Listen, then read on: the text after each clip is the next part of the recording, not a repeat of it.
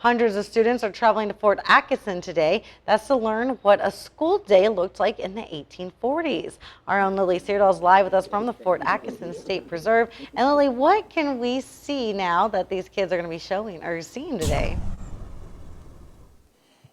Yeah, Katie, school day here in Fort Atkinson, Iowa is a long-standing tradition. However, it actually kicks off an even bigger event, Rendezvous Days, which will be happening this weekend. And both events are actually educational events about what life was like back in the 1840s. Here to talk a little bit about the school days this year is Kay Schmidt. Kay, thank you so much for joining me. So there's roughly 1,000 kids that are going to come out today. Tell us what people can expect. Sure. Today we'll have 18 schools from northeast Iowa and southern Minnesota that will be coming to visit us. We have 11 stations that the students will visit to learn the history of the fort.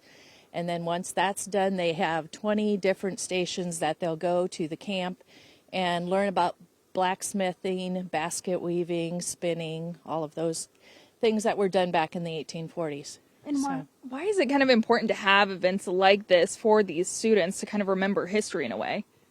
It's a forgotten thing. People just aren't talking about it anymore, and we have the opportunity here to give them the feeling of being back in the 1840s. So it's a great event for the kids, and a lot of learning is done that day. So. Yeah, of course. And of course, the school days is actually a kickoff to the Rendezvous Days, which will, of course, be happening this weekend. And we have Roger here who's been participating in that event for about 48 years now. So tell folks what they can expect, because that is a community-wide event. Yes, they can, when they come Saturday morning or Sunday, they can expect to see people participating in different types of contests.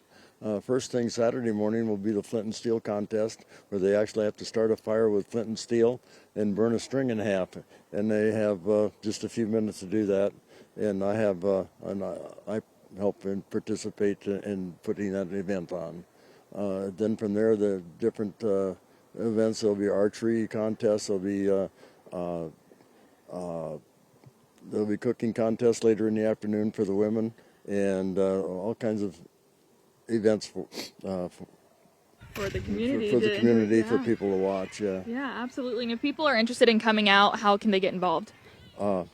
They just walk in and start and browse around, and there's plenty of things here to be they'll be entertained.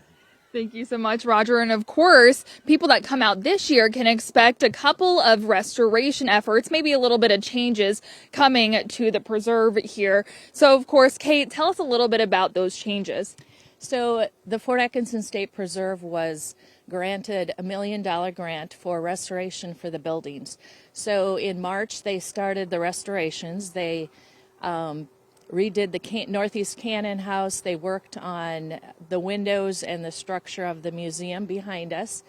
So we're excited to share those improvements with the public. Well, thank you so much, Kay. And there's a lot to, of course, see here at the preserve. So if you're interested in coming out this weekend, of course, you can see those details on our website, KWL.com. But for now, live in Fort Atkinson, Lilly Cederdahl, News 7 KWL.